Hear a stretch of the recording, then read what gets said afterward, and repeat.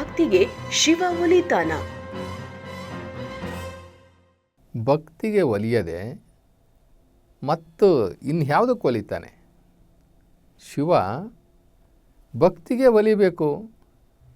ಇನ್ನೇನು ನಾವು ಅವನಿಗೆ ಪರ್ಸೆಂಟೇಜ್ ಕೊಟ್ಟು ಲಂಚ ಕೊಟ್ಟು ನಾವು ಕೆಲವು ದೇವ್ರುಗಳಿಗೆ ಹೋಗಿ ನಾವು ನಡ್ಕೊಳ್ತೀವಲ್ಲ, ನಾನು ತಲೆ ಕೂದಲು ಕೊಡ್ತೀನಿ, ನನಗೆ ಮುಖವಾಡ ಮಾಡಿಸ್ಕೊಡ್ತೀನಿ, ನಿಮಗೆ ಬೆಳ್ಳಿನಲ್ಲಿ ಕವಚ ಮಾಡಿಸ್ಕೊಡ್ತೀನಿ, ಆ ಥರ ಏನೋ ಲಂಚ ತೋರಿಸಿ ನಾವು ಶಿವನ್ನ ಒಲಿಸ್ಕೊಳ್ಳೋಕ್ಕಾಗುತ್ತಾ?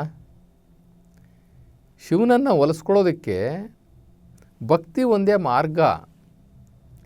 ಇಲ್ಲಿ ಎರಡು ಥರ ನಾವು ದೇವರುಗಳನ್ನ ನೋಡ್ತೀವಿ. ಒಬ್ಬ ದೇವರು ಈ ಜಗತ್ತಿಗೆ ಕೊಡುವವನು, ಮಾನವರಿಗೆ ಕೊಡುವಂಥವನು. ಇನ್ನು ಕೆಲವು ದೇವತೆಗಳು ಮನುಷ್ಯರ ಹತ್ರ ತಗೊಳ್ಳೋವಂಥವ್ರು, ವ್ಯಾಪಾರ ಮನುಷ್ಯರ ಹತ್ರ ತಗೊಳ್ಳೋವಂಥವ್ರು. ಆ ದೇವತೆಗಳಿಗೆ ನಾವು ಗುಡಿ ಕಟ್ತೀವಿ, ಆ ದೇವತೆಗಳನ್ನು ನಾವು ಮನುಷ್ಯನ ಆಕಾರ ಕೊಟ್ಟಿದ್ದೀವಿ, ಮನುಷ್ಯನ ಆಕಾರ ಕೊಟ್ಟು ಅವಕ್ಕೆ ಗುಡಿ ಕಟ್ಟಿಕೊಟ್ಟಿದ್ದೀವಿ, ಗುಡಿನಲ್ಲಿ ಬೆಚ್ಚಗಿಟ್ಟಿದ್ದೀವಿ. ಅವಕ್ಕೆ ಭಕ್ತಿ ಬೇಕಾಗಿಲ್ಲ. ಅವಕ್ಕೆ ಬೆಳಗ್ಗೆ ಎದ್ದರೆ ಪ್ರಸಾದ ಕೊಡಬೇಕು, ಸ್ನಾನ ಮಾಡಿಸ್ಬೇಕು, ಬಟ್ಟೆ ಹಾಕಿಸ್ಬೇಕು. ಅವಕ್ಕೆ ನಾವು ಆಸೆ ಅಂಶಗಳನ್ನು ತೋರಿಸೋವಂಥದ್ದು. ಏನು, ನಿನಗೆ ಒಂದು ಮುಖವಾಡ ಮಾಡಿಸ್ಕೊಟ್ರೆ ಬೆಳ್ಳಿದು, ನನಗೇನು ಕೊಡ್ತೀಯ? ಚಿನ್ನದ ಮಾಡಿಸ್ಕೊಟ್ರೆ ಏನು ಕೊಡ್ತೀಯ? ಬೆಳ್ಳಿ ಪಾದಕೆ ಮಾಡಿಸ್ಕೊಟ್ರೆ ಏನು ಕೊಡ್ತೀಯ? ಇದು ದೇವತೆಗಳಿಗೂ ಮತ್ತು ಮನುಷ್ಯನಿಗೂ ಇರ್ತಕ್ಕಂಥ ವ್ಯಾಪಾರೀಕರಣ ಇದು. ಆದರೆ ನಿರಾಕಾರ ಶಿವ ಈ ಮಾನವನಿಂದ ಏನನ್ನೂ ಕೇಳೋದಿಲ್ಲ, ಏನನ್ನೂ ಬಯಸೋದಿಲ್ಲ. ಮಾನವನಿಂದ ಏನು ಆಗಬೇಕಾಗಿದೆ ಅವನಿಗೆ? ಮಾನವನನ್ನೇ ನಿರ್ಮಾಣ ಮಾಡಿದವನು ಆ ನಿರಾಕಾರ ಶಿವ. ಈ ಜಗತ್ತನ್ನೇ ಸೃಷ್ಟಿ ಮಾಡಿ ಈ ಜಗತ್ತಿನಲ್ಲಿರ್ತಕ್ಕಂಥ ಚರಾಚರಗಳಿಗೂ ಒಡೆಯನಾಗಿರ್ತಕ್ಕಂಥವನಿಗೆ ನಾವು ಏನು ಕೊಡಬಲ್ಲೆವು? ಅವನೇ ನಮ್ಗೆ ಉಸಿರು ಕೊಟ್ಟಿರೋದು, ಅವನೇ ನಮಗೆ ದೇಹ ಕೊಟ್ಟಿರೋದು, ಅವನೇ ನಮಗೆ ತಿಳುವಳಿಕೆ ಕೊಟ್ಟಿರುವಂಥದ್ದು. ಎಲ್ಲವೂ ಅವನ ಬಳುವಳಿ. ನಾವು ನಡೆದಾಡುವಂಥ ಭೂಮಿ ಅವನ ಪ್ರಸಾದ, ಈ ದೇಹ ಅವನ ಪ್ರಸಾದ, ಬೆಳಗ್ಗೆ ಎದ್ದು ನಾವು ಊಟ ಮಾಡುವಂತಹ ಊಟ ಅವನ ಕರುಣೆ, ಅವನ ಪ್ರಸಾದ. ಹಂಗಿರುವಾಗ ನಾವು ದೇವರಿಗೆ ಏನು ಕೊಡಬಹುದು? ನಾವು ಒಂದೇ ಒಂದು ಕೊಡ್ಬೋದು. ಅವನದ್ದೆಲ್ಲವನ್ನು ನಾವು ಬಳಕೆ ಮಾಡಿದ್ವಲ್ಲ, ಬಳಕೆದಾರರಾಗಿ ನಾವು ಬಳಕೆ ಮಾಡಿದ್ವಲ್ಲ ಅವನದು, ಅದಕ್ಕೆ ಒಂದು ಕೃತಜ್ಞತೆ. ಆ ಕೃತಜ್ಞತೆಯ ಟೋಕನ್ ಏನಪ್ಪ ಅಂತಂತಂದರೆ ಭಕ್ತಿ. ಅವನಿಗೆ ನಾವು ಕೊಡುವಂಥದ್ದು ಒಂದೇ ಒಂದು ಭಕ್ತಿ, ಕೃತಜ್ಞತೆ. ಅವನಿಗೆ ಕೃತಜ್ಞತೆ ಹೇಳುವುದರ ಮುಖಾಂತರ ಅವನಿಗೆ ಭಕ್ತಿ ಮಾಡುವುದನ್ನು ಬಿಟ್ಟರೆ ಮನುಷ್ಯನಿಂದ ಆ ನಿರಾಕಾರ ಶಿವ ಏನನ್ನೂ ಕೂಡ ನಿರೀಕ್ಷೆ ಮಾಡೋದಿಲ್ಲ. ಅವನು ನಿರೀಕ್ಷೆ ಮಾಡಿದ್ರೂ ಕೂಡ ನಮಗೆ ಕೊಡುವಂತಹ ಶಕ್ತಿ ನಮ್ಮಲ್ಲಿ ಇಲ್ಲ. ಯಾಕೆಂದರೆ ನಾವು ಖಾಲಿ ಕೈನಲ್ಲಿ ಬಂದಂಥವ್ರು, ನಮ್ಮದು ಅನ್ನುವಂಥದ್ದು ಇಲ್ಲಿ ಏನೂ ಇಲ್ಲ. ಅವನು ಇಲ್ಲಿ ಏನೇನು ಇಟ್ಟಿದ್ದಾನೋ ನಿರಾಕಾರ ಶಿವ, ಅದನ್ನು ನಾವು ಬಳಕೆ ಮಾಡೋದಷ್ಟೇ. ಭೂಮಿ ಅವನಿಟ್ಟಿದ್ದು ಬಳಕೆ ಮಾಡ್ತಾ ಇದ್ದೀವಿ, ನೀರು ಅವನಿಟ್ಟಿದ್ದು ಬಳಕೆ ಮಾಡ್ತಾ ಇದ್ದೀವಿ, ಗಾಳಿ ಅವನಿಟ್ಟಿದ್ದು ಸೇವನೆ ಮಾಡ್ತಾ ಇದ್ದೀವಿ, ದವಸ ಧಾನ್ಯಗಳು ಅವನಿಟ್ಟಿದ್ದು ಸೇವನೆ ಮಾಡ್ತಾ ಇದ್ದೀವಿ. ಅವನಿಟ್ಟಿರೋದು ಬಳಕೆದಾರರಷ್ಟೇ. ನಾವು ಈ ಜಗತ್ತಿನಲ್ಲಿ ಯಾವುದಕ್ಕೂ ಮಾಲೀಕರೂ ಅಲ್ಲ. ಮಾಲೀಕರೂ ಅಲ್ಲ ನಾವು. ಈಗ ಈ ಭೂಮಿಗೆ ನಾನು ಮಾಲೀಕ ಅಂತ ಹೇಳೋದಾದರೆ, ಈ ಭೂಮಿ ಹಿಂದೆ ಎಷ್ಟೋ ಜನದಾಗಿತ್ತು, ಮುಂದೆ ಎಷ್ಟೋ ಜನದಾಗಿದೆ. ಆದರೆ ನಾವು ಬಳಕೆದಾರರಷ್ಟೇ. ಆಯಾ ಕಾಲಕ್ಕೆ ಬರ್ತೀವಿ, ಅದನ್ನು ಬಳಕೆ ಮಾಡ್ತೀವಿ, ಹೋಗ್ತಾ ಇರ್ತೀವಿ ಅಷ್ಟೇ.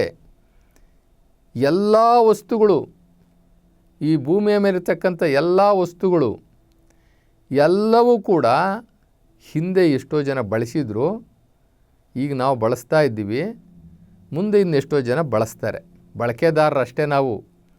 ನಾವು ಅಂದ್ಕೊಂಡ್ಬಿಟ್ಟಿದ್ದೀವಿ ಓನರ್ಶಿಪ್ ಅಂತ. ನಾವು ಓನರ್ಗಳಾಗಿದ್ದರೆ ನಾವ್ಯಾಕೆ ಟ್ಯಾಕ್ಸ್ ಕಟ್ಟಬೇಕಾಯಿತು?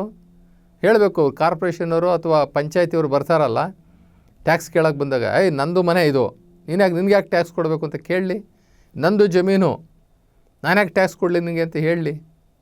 ಆದರೆ ಸಂಪೂರ್ಣವಾಗಿ ಟ್ಯಾಕ್ಸು ಹೋಗಬೇಕಾಗಿರೋದು ಭಕ್ತಿ ರೂಪದಲ್ಲಿ ಆ ಶಿವನಿಗೆ. ಅವನು ನಿಜವಾದಂಥ ಮಾಲೀಕ, ಅವನಿಗೆ ಟ್ಯಾಕ್ಸ್ ಕಟ್ಟಬೇಕು. ಉಂಡಿದ್ದು ತಿಂದಿದ್ದು ನೋಡಿದ್ದು ಎಲ್ಲವೂ ಅವನದು. ಯಾವ ರೀತಿ ಅವನಿಗೆ ಟ್ಯಾಕ್ಸ್ ಕಟ್ಟೋದು ಅಂತಂದರೆ ಕೃತಜ್ಞತೆ ಹೇಳುವಂಥದ್ದು, ಭಕ್ತಿ ಮಾಡುವಂಥದ್ದು. ಆದರೆ ಈ ಕಲಿಯುಗದಲ್ಲಿ ಈ ಭಕ್ತಿ ಮಾರ್ಗಕ್ಕೆ ಸ್ವಲ್ಪ ಕೊರತೆ ಆಗ್ತಾ ಐತೆ. ಕಾರಣವೂ ಇದ್ದಾವೆ. ಈ ಮಾಧ್ಯಮಗಳು ಅತ್ಯಂತ ಪ್ರಭಾವಿ. ಮನುಷ್ಯನ ಇಂದ್ರಿಯಗಳ ಮೇಲೆ, ಬುದ್ಧಿಯ ಮೇಲೆ, ಮನಸ್ಸಿನ ಮೇಲೆ ಅತಿ ಹೆಚ್ಚು ಪ್ರಭಾವವನ್ನು ಬೀರುವಂಥದ್ದು ಇವತ್ತು ದೃಶ್ಯ ಮಾಧ್ಯಮ. ಅದರಲ್ಲೂ ಎಲೆಕ್ಟ್ರಾನಿಕ್ ಮೀಡಿಯಾ, ಸೋಷಿಯಲ್ ಮೀಡಿಯಾ ಇವೆರಡೂ ಕೂಡ ದೊಡ್ಡ ದಾಳಿ ಮಾಡ್ತಾ ಇದ್ದೇವೆ ಮನುಷ್ಯನ ನಡತೆಯ ಮೇಲೆ ಬಹಳ ದಾಳಿ ಮಾಡ್ತಾ ಇದ್ದೇವೆ. ಸಿನಿಮಾಗಳು, ಸೀರಿಯಲ್ಗಳು, ಭಾಳ ಕೆಟ್ಟ ಸಿನಿಮಾಗಳು, ಎಲ್ಲೂ ಭಕ್ತಿ ಮಾರ್ಗದ ಭಕ್ತಿಯನ್ನು ಹೇಳಿಕೊಡುವಂತಹ, ಭಕ್ತಿಯಲ್ಲಿ ನಡೆಸುವಂತಹ ಯಾವ ಸಿನಿಮಾಗಳು ಬರ್ತಾ ಇಲ್ಲ ಇವಾಗ. ಇನ್ನು ಆ ಸೀರಿಯಲ್ಗಳು ಅವಂತೂ ಬಹಳ ಕೆಟ್ಟ ಸಿನಿಮಾ, ಮನೋವಿಕಾರ, ಅಶ್ಲೀಲ. ಇವರಿಗೆ ಅಶ್ಲೀಲ ಮನರಂಜನೆಯೇ ಪ್ರಧಾನ ಆಗೋಗ್ಬಿಟ್ಟಿದೆ. ಈ ಮಾಧ್ಯಮದವರಿಗೆ ಅಶ್ಲೀಲ ಮನರಂಜನೆಯೇ ಪ್ರಧಾನವಾದಂತಹ ಕಾರ್ಯಕ್ರಮಗಳು ಕೊಡುವಂಥದ್ದು ಇವರ ಒಂದು ಕೆಲಸ ಆಗೋಗ್ಬಿಟ್ಟಿದೆ. ಇನ್ನು ಸ್ವೇಚ್ಛಾಚಾರಿ ಜೀವನವನ್ನು ಮಾಡುವಂಥದ್ದನ್ನು ತೋರಿಸ್ಕೊಡ್ತಾ ಇದ್ದಾವೆ. ಇನ್ನು ಜಾಹೀರಾತು ಕಂಪನಿಗಳಂತೂ, ಈ ಜಾಹೀರಾತು ಕಂಪನಿಗಳು ಮನುಷ್ಯನ ಮೇಲೆ ಮತ್ತಷ್ಟು ಕೆಟ್ಟ ಪರಿಣಾಮವನ್ನು ಬೀರ್ತವೆ. ಇವರ ಸಿದ್ಧ ವಸ್ತುಗಳನ್ನು ಮಾರಾಟ ಮಾಡಿಕೊಳ್ಳಲಿಕ್ಕೆ ಅಶ್ಲೀಲ ಜಾಹೀರಾತುಗಳನ್ನು ಕೊಡ್ತಾರೆ. ಅಶ್ಲೀಲ ಜಾಹೀರಾತಿನಿಂದ ಮನೋವಿಕಾರ, ತನುವಿಕಾರ, ಬುದ್ಧಿವಿಕಾರ ಎಲ್ಲವೂ ಕೂಡ ಆಗ್ತಾ ಇದೆ, ಪ್ರತ್ಯಕ್ಷವಾಗಿ ಮತ್ತು ಪರೋಕ್ಷವಾಗಿ. ಇನ್ನು ಈ ಪಾಶ್ಚಿಮಾತ್ಯ ಸಂಸ್ಕಾರಗಳು, ಸಂಸ್ಕೃತಿ, ಈ ಪಾಶ್ಚಿಮಾತ್ಯ ಸಂಸ್ಕೃತಿನ ನಾವು ಡೋಂಗಿಗಳು, ಅದನ್ನು ನಾವು ಅನುಕರಣೆ ಮಾಡಲಿಕ್ಕೆ ಹೋಗಿ ಮತ್ತಷ್ಟು ನಮ್ಮ ಮನೋವಿಕಾರಗಳಿಗೆ ಒಳಗಾಗ್ತಾ ಇದ್ದೀವಿ. ನಮ್ಮ ಆ ಭಕ್ತಿಯನ್ನು ನಾವು ಎಲ್ಲೋ ಒಂದು ಕಡೆ ಕಲುಷಿತ ಮಾಡಿಕೊಂಡು ಅತಂತ್ರಕ್ಕೆ ಹೋಗ್ತಾ ಇದ್ದೀವಿ. ನಾವೀಗ ಪಾಶ್ಚಿಮಾತ್ಯ ರಾಷ್ಟ್ರದ ಸಂಸ್ಕೃತಿಯನ್ನು ಅನುಸರಣೆ ಮಾಡುವಂಥದ್ದು, ನಾವು ಭಾರತೀಯರಾಗಿ ಭಾರತೀಯ ಸಮಾಜದ ಸಂಸ್ಕಾರಗಳನ್ನು ಅಳವಡಿಸ್ಕೊಳ್ತೀವಿ ಅಂದರೆ ಸಾಧ್ಯನೇ ಇಲ್ಲ. ಯಾಕೆ ಅಂತಂದರೆ ಉತ್ತರ ದಕ್ಷಿಣ ಧ್ರುವಗಳು ಅವೆರಡೂ ಕೂಡ. ಇನ್ನು ಇತ್ತೀಚೆಗೆ ನಮ್ಮಲ್ಲಿ ಧರ್ಮಗ್ರಂಥಗಳನ್ನು ಓದುವಂಥದ್ದು, ಪುಸ್ತಕಗಳನ್ನು ಓದುವಂಥದ್ದು ಇಲ್ಲವೇ ಇಲ್ಲ. ನಮಗೆ ಸಂಸ್ಕಾರ ಸಿಕ್ಕುವಂತಹ ಆಧ್ಯಾತ್ಮಿಕ ಪುಸ್ತಕಗಳನ್ನು, ಆಧ್ಯಾತ್ಮಿಕ ಪ್ರಬಂಧಗಳನ್ನು ಓದುವಂಥದ್ದು, ಅದು ಅಭಿರುಚಿನೇ ನಮ್ಮಲ್ಲಿ ಹೋಗ್ತಾ ಐತೆ ಈ ಕಲಿಯುಗದಲ್ಲಿ. ಇನ್ನು ಧ್ಯಾನ ಮಾಡು, ಯೋಗಿ ಆಗು, ಇದೆಲ್ಲ ಸತ್ಸಂಗ ಮಾಡು, ಎಲ್ಲಿಂದ ಮಾಡ್ತಾ ಇದ್ದೀವಿ? ತುಂಬ ಕಷ್ಟ ಆಗ್ತಾ ಐತೆ. ಈ ಮಾಧ್ಯಮಗಳೇ ಅರ್ಧ ನಮ್ಮ ಸಮಯವನ್ನು ತಿಂತಾ ಇದ್ದಾವೆ. ಜೊತೆಗೆ ನಮ್ಮ ಕಲಿಯುಗದಲ್ಲಿ ಮನುಷ್ಯನ ಬೇಡಿಕೆಗಳು ಜಾಸ್ತಿ ಆಗಿದೆ. ಬೇಡಿಕೆಗಳು ಹೆಂಗಾಗಿದೆ ಅಂತಂತಂದರೆ, ಗಂಡ ಹೆಂಡತಿ ಇಬ್ಬರು ದುಡಿಬೇಕು, ಇನ್ನೊಂದು 10 ವರ್ಷದಲ್ಲಿ ಒಂದು ಹೊಸ ಮನೆ ಕಟ್ಟಬೇಕು, ಸಾಲ ಮಾಡಬೇಕು, ಸಾಲ ತೀರಿಸ್ಕೊಳ್ಬೇಕು, ಮಕ್ಕಳನ್ನು ಹಾಗಿಡಬೇಕು, ಹೀಗಿಡಬೇಕು, ಈ ರೀತಿಯ ಆ ಮನುಷ್ಯನ ಬೇಡಿಕೆಗಳಿದೆಯಲ್ಲ, ಆ ಬೇಡಿಕೆಗಳು ಇವರ ಸಮಯವನ್ನು ತಿಂತಾ ಇದ್ದಾವೆ, ಇವರ ಸಂಯಮವನ್ನು ತಿಂತಾ ಇದ್ದಾವೆ, ಇವರ ಆಯಸ್ಸನ್ನು ತಿಂತಾ ಇದ್ದಾವೆ, ಇವರ ಬದುಕನ್ನೇ ಸರ್ವನಾಶ ಮಾಡ್ತಾ ಇದ್ದಾವೆ. ಆ ಡಿಮ್ಯಾಂಡ್ಸ್ ಆ್ಯಂಡ್ ವಾಂಟ್ಸ್, ಆ ವಾಂಟ್ಸು ಡಿಮ್ಯಾಂಡ್ಸುಗೆ ಆ ಕುದುರೆ ಮೇಲೆ, ವಾಂಟ್ಸು ಮತ್ತು ಡಿಮ್ಯಾಂಡ್ಸನ್ನು ಕುದುರೆ ಮೇಲೆ ಕೂತ್ಕೊಂಡು ಇವರು ಸವಾರಿ ಮಾಡ್ತಾ ಇದ್ದಾರೆ. ಇನ್ನು ನಾವು ಈ ಕಲಿಯುಗದಲ್ಲಿ ಈ ಭಕ್ತಿಯ ಮಾರ್ಗದ ಕಡೆ ಹೊಸ ಯುವ ಸಮಾಜವನ್ನು ಸೆಳಿಲಿಕ್ಕೆ ಬಹಳ ಕಷ್ಟ ಆಗ್ತಾಯಿದೆ. ನಮ್ಮ ಶರಣರು ಹೇಳ್ತಾರೆ, ಒಂದೊಂದು ವಚನನ್ನಾದರೂ ಜನಗಳಿಗೆ ಕೊಡ್ರಿ. ಜನರು ಧರ್ಮದ ಕಡೆ ಬಾರದೇ ಇದ್ದಾಗ ನೀವು ಧರ್ಮವನ್ನು ತಗೊಂಡು ನೀವು ಜನಗಳ ಕಡೆನೇ ಹೋಗ್ರಿ, ವಚನಗಳನ್ನ ಕೊಡ್ರಿ, ಒಳ್ಳೊಳ್ಳೆ ವಿಚಾರಗಳನ್ನು ತಿಳಿಸ್ರಿ, ಆಧ್ಯಾತ್ಮಿಕ ವಚನಗಳನ್ನು ಕೊಡ್ರಿ, ಪ್ರವಚನಗಳನ್ನ ಕೊಡ್ರಿ ಅಂತ ಹೇಳಿಬಿಟ್ಟು ಆವಾಗಲೇ 12ನೇ ಶತಮಾನದಲ್ಲೇ ಹೇಳಿದ್ದಾರೆ. ಆದರೆ ಜನಗಳಿಗೆ ಈ ಸತ್ಯ ಅಂತಕ್ಕಂಥದ್ದು, ಈ ಆಧ್ಯಾತ್ಮಿಕ ಅಂಥದ್ದು ಅನ್ನೋದನ್ನು ಹೇಳೋಕ್ಕೆ ಹೋದರೆ, ಇರ್ರಿ ಇನ್ನೂ ಸಮಯ ಇದೆ ನಮಗೆ, ಇವಾಗೇನು ಕೇಳೋವಂಥ ವಯಸ್ಸಾ, ಇವಾಗ ದುಡಿಯೋವಂಥ ವಯಸ್ಸು ಅಂತಾರೆ. ಇವಾಗ ಯಾವಾಗ ಕೇಳ್ತಾರೆ ಅಂತ ಹೇಳಿದ್ರೆ ಕಣ್ಣು ಹೋಗಿ ಬಸವಣ್ಣವ್ರು ಹೇಳ್ತಾರಲ್ಲ, ಅಲ್ಲೂ ಹೋಗಿ ಬೆನ್ನು ಬಾಗಿ ಅನ್ನರಿಗಂಗೆ ಆಗದ ಮುನ್ನ ಕಾಲ ಮೇಲೆ ಕೈಯ ನೂರಿ ಕೋಲು ಹಿಡಿಯದ ಮುನ್ನ ಮುನ್ನ ಮುನ್ನ ಮುನ್ನ ಪೂಜಿಸು ಕೂಡಲ್ಲ ಸಂಗಮ ದೇವನ ಅಂತ ಹೇಳ್ತಾರೆ. ಇವ್ರು ಹೇಳ್ತಾರೆ ಅಲ್ಲ, ನರಗಳೆಲ್ಲ ಸತ್ತೋಗಲಿ ಇರ್ರಿ ಅಂತ. ಆದರೆ ಒಂದೊಂದು ದಿನಕ್ಕೆ ಒಂದೊಂದು ವಚನ ಓದಿದ್ರೆ ಸಾಕು. ಬಸವಣ್ಣನವರ ಅಥವಾ ಶರಣರ ಒಂದು ವಚನ, ಆ ವಚನಗಳು ಹೆಂಗಿದ್ದಾವೆ ಅಂತಂತಂದರೆ ಇವತ್ತಿನ ಕಲಿಯುಗಕ್ಕೆ ತುಂಬ ಅವಶ್ಯವಾಗಿದೆ. ಈ ವಚನಗಳು ಕಲಿಯುಗಕ್ಕೆ, ಅಂತ್ಯಕಾಲದ ಈ ಮಾನವನಿಗೆ ವಚನಗಳು ದಾರಿದೀಪವಾಗಿ ಕೆಲಸ ಮಾಡ್ತವೆ. ಈ ವಚನಗಳು ಹೆಂಗಿದ್ದಾವೆ ಅಂತಂದರೆ ಬೇವಿನ ಸೊಪ್ಪಿದ್ದಂಗೆ. ಬೇವಿನ ಸೊಪ್ಪು ತಿನ್ನಲಿಕ್ಕೆ ಈ ನಾಲ್ಗೆಗೆ ಸ್ವಲ್ಪ ಕಹಿ ಅಷ್ಟೇ, ಆದರೆ ಹೊಟ್ಟೆಗೆ ಸಿಹಿ. ಅದು ಹೊಟ್ಟೆಗೆ ಬಹಳ ಖುಷಿ, ಹೊಟ್ಟೆಗೆ ಸಿಹಿ, ನಾಲಿಗೆಗೆ ಮಾತ್ರ ಕಹಿ. ಹಾಗೆ ಇವತ್ತಿನ ಈ ಯುವ ಸಮಾಜಕ್ಕೆ ಆಧ್ಯಾತ್ಮಿಕ ಅನ್ನುವಂಥದ್ದು ಒಂದು ರೀತಿ ಕಹಿ ಥರ ಕಾಣಿಸ್ತಾ ಐತೆ, ಕಹಿ ಥರ. ಅದಕ್ಕೆ ಶರಣರು ಹೇಳ್ತಾರೆ, ಆದ್ಯರ ವಚನ ಪರುಷ ಕಂಡಯ್ಯ, ಆದ್ಯರ ವಚನ ಪರುಷ ಕಂಡಯ್ಯ, ಸದಾಶಿವನೆಂಬ ಲಿಂಗವ ನಂಬುವುದು, ಸದಾಶಿವನೆಂಬ ಲಿಂಗವ ನಂಬುವುದು, ನಂಬಲೊಡನೆ ನೀ ವಿಜಯಿ ಕಂಡಯ್ಯ, ನಂಬಲೊಡನೆ ನೀನು ವಿಜಯಿ ಕಂಡಯ್ಯ, ಅದರಕ್ಕೆ ಕಹಿ ಉದರಕ್ಕೆ ಸಿಹಿ, ಕೂಡಲ ಸಂಗನ ಶರಣರ ವಚನಗಳು ಬೇವ ಸವಿದಂತೆ. ಬೇವಿನ ಸೊಪ್ಪು ತಿಂದಂಗೆ ಈ ಆಧ್ಯಾತ್ಮಿಕ ಅಂತಕ್ಕಂಥದ್ದು ನಮಗೆ ಹೊರನೋಟಕ್ಕೆ ಬೇಡದೇ ಇರಬಹುದು, ಆದರೆ ಅದರಲ್ಲಿ ನಮ್ಮ ಜೀವನ ಇದೆ, ನಮ್ಮ ಜೀವ ಇದೆ, ಅದರಲ್ಲಿ ಶಿವ ಇದ್ದಾನೆ, ಸಂಪೂರ್ಣವಾದ ನಮ್ಮ ಬದುಕು ಅದರಲ್ಲಿದೆ, ನಮ್ಮ ಶಿವ ಸಾಕ್ಷಾತ್ಕಾರ ಅದರೊಳಗಿದೆ. ಬೇವ ಸವಿದಂತೆ ನಾಲಿಗೆಗೆ ಕಹಿ ಅಷ್ಟೇ, ಆದರೆ ಹೊಟ್ಟೆಗೆ ಸಿಹಿ ಹೇಳ್ತಾರೆ. ಎಷ್ಟು ಚೆನ್ನಾಗಿ ಹೇಳ್ತಾರೆ. ಈ ಶಿವಶರಣರ ವಚನಗಳು ಬೇವ ಸವಿದಂತೆ. ಇವತ್ತು ಬಲವಂತವಾಗಿ ಇವತ್ತಿನ ಯುಗಮಾನದ ಈ ಮಕ್ಕಳಿಗೆ ಹಿಡ್ಕೊಂಡು ಬೇವಿನ ಸೊಪ್ಪು ತಿನ್ನಂಗೆ ತಿನ್ನಿಸ್ಬೇಕಾಗಿದೆ ನೋಡ್ರಿ. ಬೇವಿನ ಸೊಪ್ಪು ಅವ್ರಿಗೆ ಬೇವಿನ ಸೊಪ್ಪು ಅಂತ ಅಂದ್ಕೊಂಬಿಟ್ಟಿದ್ದಾರೆ ಈಗಾಗಲೇ. ಆಧ್ಯಾತ್ಮಿಕ ಅಂತಕ್ಕಂಥದ್ದು ಶಿವಪೂಜೆ, ಶಿವಯೋಗ, ವಿಭೂತಿ, ರುದ್ರಾಕ್ಷಿ, ಲಿಂಗ ಇವೆಲ್ಲವೂ ಇದೆಯಲ್ಲ, ಇವತ್ತು ಅವರಿಗೆ ಬೇವಿನ ಸೊಪ್ಪು ಥರ ಕಾಣಿಸ್ತಾ ಇದ್ದಾವೆ. ಈಗ ಅವ್ರಿಗೆ ಬಲವಂತ ಮಾಡಿ ತಿನ್ನಿಸಿದ್ರೆ ಅವರಿಗೆ ನಾಲ್ಗೆಗೆ ಸ್ವಲ್ಪ ಕಹಿ ಆದ್ರೂ ಹೊಟ್ಟೆಗೆ ಸಿಹಿ. ನಮ್ಮ ಜೀವನ ಮುಗಿತಾ ಐತೆ, ನಮಗೆ ಈ ಪ್ರಳಯ ಹತ್ತಿರ ಬರ್ತಾ ಐತೆ, ಇನ್ನು ಈ ಕಲಿಯುಗ ಹಂತಕ್ಕೆ ಹೋಗ್ತಾ ಇದೆ. ಇನ್ನು ಯಾವಾಗ ನಾವು ಆಧ್ಯಾತ್ಮಿಕವನ್ನು ತಿಳ್ಕೊಳ್ಳೋದು, ಆ ಶಿವನನ್ನು ತಿಳ್ಕೊಳ್ಳುವಂಥದ್ದು, ಮುಕ್ತಿ ಮಾರ್ಗವನ್ನು ಅರ್ಥ ಮಾಡ್ಕೊಳ್ಳುವಂಥದ್ದು, ಒಂದಷ್ಟು ನಮ್ಮ ಬದುಕಿಗೆ ಬೇಕಾಗಿರ್ತಕ್ಕಂಥ ಪುಣ್ಯವನ್ನು ಸಂಪಾದನೆ ಮಾಡೋದು ಯಾವಾಗ? ಅದಕ್ಕೆ ಶರಣರು ಹೇಳ್ತಾರೆ, ಅಂದು ಇಂದು ಮತ್ತೊಂದೇನ ಬೇಡ, ದಿನ ಒಂದೇ ಶಿವ ಶರಣು ಎನ್ನುವವನಿಗೆ. ದಿನ ಒಂದೇ ಅರ ಶರಣೆಂಬುವನು ಅನ್ನುವವನಿಗೆ, ಶಿವನಿಗೆ ಶರಣಾಗುವವನಿಗೆ ಇವತ್ತೇ ಒಳ್ಳೆಯ ದಿನ. ದಿನ ಒಂದೇ ನಮ್ಮ ಕೂಡಲ ಸಂಗನ ಮಾಡದೆ ನೆನೆವಂಗೆ. ಇವತ್ತು ಒಳ್ಳೆಯ ದಿನ ಅಂತಲೇ ತಿಳ್ಕೊಂಡ್ಬಿಡಿ. ಇವತ್ತಿಂದಲೇ ಪ್ರಾರಂಭ ಮಾಡಿರಿ, ಇವತ್ತಿಂದಲೇ ಪ್ರಾರಂಭ ಮಾಡಿ ಆ ಶಿವನಿಗೆ ಶರಣಾಗ್ರಿ.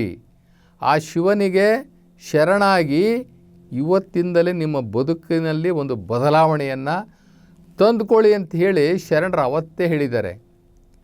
ನಮ್ಮ ಈ ಶಿವ ಹೇಗೆ ಅಂತಂದರೆ, ಒಲಿದು ಒಮ್ಮೆ ಶಿವನಿಗೆ ಶರಣೆಂದು ಬಿಡಿ, ಒಂದೇ ಒಂದು ಸೊಲ್ಲಿಗೆ ಭಕ್ತಿಯಿಂದ ಕರೆದರೆ ಒಂದೇ ಸೊಲ್ಲಿಗೆ ಮುಕ್ತಿಗೆ ಸಿದ್ಧ. ಯಾಕೆ ಅಂತಂದರೆ ನಮ್ಮ ಕೂಡಲ ಸಂಗಮ ದೇವ ಭಕ್ತಿ ಲಂಪಟನಾಗಿ, ಅವನು ಭಕ್ತಿಗೆ ಭಾಳ ಇಷ್ಟ. ಯಾರಾದ್ರೂ ಒಂದು ಚೂರು ಭಕ್ತಿ ಮಾಡಿಬಿಟ್ರೆ ಸಾಕು, ಅವರ ಎಲ್ಲ ಪಾಪಕರ್ಮಗಳನ್ನು ಕೂಡ ಮನ್ನಿಸ್ಬಿಡ್ತಾನೆ. ಒಂದು ಸಲ ಶರಣಾಗಿಬಿಟ್ರೆ ಸಾಕು, ಅವನ ಹಿಂದಿನ ಜನ್ಮದ ಎಲ್ಲ ಪಾಪಗಳನ್ನು ಕ್ಷಮಿಸ್ಬಿಡ್ತಾನೆ. ಯಾಕೆ ಅಂತಂದರೆ ಅವನಿಗೆ ಭಕ್ತಿ ಮಾಡೋರು ಬೇಕು, ಅವನಿಗೆ ಶರಣಾಗೋರು ಬೇಕು, ಅವನಿಗೆ ಕೃತಜ್ಞತೆ ತೋರಿಸುವಂಥವ್ರು ಬೇಕು. ಕಾಯ್ತಾ ಇರ್ತಾನಂತೆ ಆ ನಿರಾಕಾರ ಶಿವ. ನಾದಪ್ರಿಯ ಶಿವನೆಂಬರು, ನಾದಪ್ರಿಯ ಶಿವನಲ್ಲವಯ್ಯ. ವೇದಪ್ರಿಯ ಶಿವನೆಂಬರು, ವೇದಪ್ರಿಯನೂ ಶಿವನಲ್ಲವಯ್ಯ. ಮತ್ತಿನ್ನೇನು, ಭಕ್ತಿಪ್ರಿಯ ನಮ್ಮ ಕೂಡಲ ಸಂಗಮ ದೇವ. ನೀವು ಏನೇನೂ ಕೊಡಬೇಡಿ, ನೀವು ತಿಂದಿದ್ದಕ್ಕೆ ಉಂಡಿದ್ದಕ್ಕೆ ಲೆಕ್ಕ ಇದೆಯಲ್ಲ, ಅವನದೆಲ್ಲ ಎಷ್ಟು ವರ್ಷ ನಾವು ಅವನದೇನೆಲ್ಲ ತಿಂದಿದ್ದೀವಿ, ಎಷ್ಟು ಸಾಲಗಾರರಾಗಿದ್ದೀವಿ ಆ ಶಿವನಿಗೆ, ಒಂದೇ ಒಂದು ಸಲ ಜಮಾ ಆಗಿಬಿಡ್ತದೆ. ಅವನಿಗೆ ಶರಣಾಗಿ, ಅವನಿಗೆ ಆತ್ಮಾರ್ಪಣೆ ಬಲಿಹಾರಿಯಾಗಿ ನಾವು ಅವನಿಗೆ ಶಿವನಿಗೆ ಶರಣಾಗಿ ಬಿಟ್ಟರೆ, ಅವನಿಗೆ ಕೃತಜ್ಞತೆಯ ಮೂಲಕ ನಮ್ಮ ಭಕ್ತಿಯನ್ನು ಅರ್ಪಣೆ ಮಾಡಿಬಿಟ್ರೆ ಅವನು ಅವತ್ತೇ ಅವನು ಮುಕ್ತಿ ಕೊಟ್ಬಿಡ್ತಾನಂತೆ. ಅಂತಂದರೆ ಅವನು ಭಕ್ತಿಪ್ರಿಯನಾಗಿರೋದ್ರಿಂದ ಅವನು ಆ ಒಂದೇ ಒಂದು ಸೊಲ್ಲಿಂಗೆ ಮುಕ್ತಿಗೆ ಸಿದ್ಧಿ ಅಂತ ಹೇಳ್ತಾರೆ. ಮುಕ್ತಿಗೆ ಸಿದ್ಧಿ ಆಗೋಗ್ಬಿಡ್ತದಂತೆ ಒಂದು ಸಲ ಶರಣಾಗುವಂಥದ್ದು.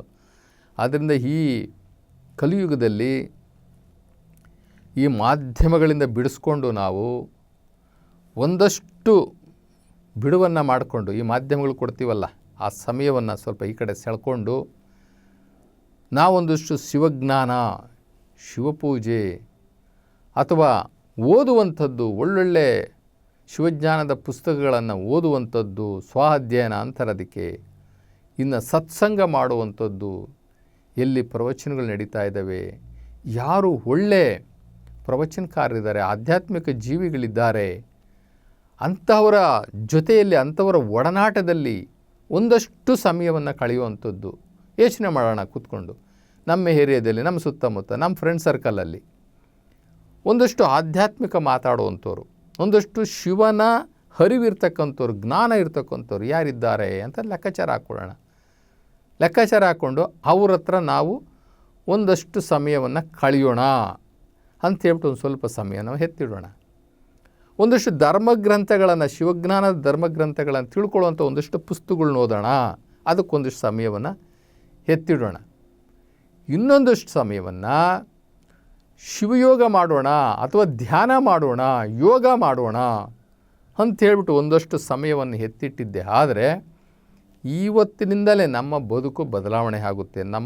ನಮಗೆ ಒಂದು ದಿವ್ಯವಾದ ಪ್ರಕಾಶ ನಮಗೆ ಇವತ್ತೇ ನಮಗೆ ಕಾಣಿಸ್ಕೊಳ್ತದೆ. ನಾವು ಮನಸ್ಸು ಮಾಡಬೇಕಷ್ಟೇ. ನಾವು ಮನಸ್ಸು ಮಾಡಿ ದಿಟ್ಟ ನಿರ್ಧಾರ ತಗೊಂಡು, ಶಿವನೇ ನಾನು ಇವತ್ತಿಂದ ನಿನ್ನ ಕಡೆ ಬರ್ತೀನಿ, ನಿನಗೆ ಭಕ್ತಿ ಮಾಡ್ತೀನಿ, ನಾನು ಮರ್ತಿದ್ದೆ, ಕ್ಷಮಿಸು, ನನಗೆ ನೀನು ಸಹಾಯಕನಾಗಿ ನಿಲ್ಲು ಅಂತ ಹೇಳಿ ಇವತ್ತು ಸಂಕಲ್ಪ ಮಾಡಿದ್ದೆ. ಆದರೆ ನೀವು ಬೆಳಗ್ಗೆ 6 ಗಂಟೆಗೆ ಎಬ್ಬರಿಸು ಅಂತ ನೀವು ಆಜ್ಞೆ ಮಾಡಿಬೇಕಾದ್ರೆ ಶಿವನಿಗೆ, ನಿಮ್ಮನ್ನು 6 ಗಂಟೆಗೆ ಎಬ್ಬರಿಸ್ತಾನೆ. 5 ಗಂಟೆಗೆ ಹೇಳ್ತೀರಾ, 5 ಗಂಟೆಗೆ ಎಬ್ಬರಿಸ್ತಾನೆ. 4 ಗಂಟೆಗೆ ಪ್ರಾರ್ಥನೆ ಮಾಡಿ ನೀವು ಮಲ್ಕೊಳ್ತೀರಾ, 4 ಗಂಟೆ ಕರೆಕ್ಟಾಗಿ ನಿಮಗೆ ಎಚ್ಚರಿಕೆ ಮಾಡಿ ಎಬ್ಬರಿಸ್ತಾನೆ ಶಿವ. ಯಾಕೆ ಅಂತಂದರೆ ಅವನ ಕಡೆ ತಿರುಗುವಂಥವ್ರು, ಅವನಿಗೆ ಭಕ್ತಿ ಮಾಡುವಂಥವ್ರು ಬೇಕಾಗಿದೆ. ಹೀಗಾಗಿ ಪ್ರತಿದಿನ ಯಾರು ನನ್ನ ಕಡೆ ಬರ್ತಾರೆ, ಯಾರ ಕಡೆ ನನ್ನ ತಿರುಗ್ತಾರೆ ಅನ್ನೋ ನಿರೀಕ್ಷೆಯಲ್ಲಿ ಶಿವ ಇರ್ತಾನೆ. ಆದ್ದರಿಂದ ನಾವು ಈ ಕಲಿಯುಗದಲ್ಲಿ ನಾವು ಭಕ್ತಿ ಮಾಡಬೇಕು. ನಮ್ಮ ಜನರಿಗೂ ಸಹ ನಾವು ಭಕ್ತಿ ಮಾಡುವುದನ್ನು ಹೇಳಿಕೊಡಬೇಕು.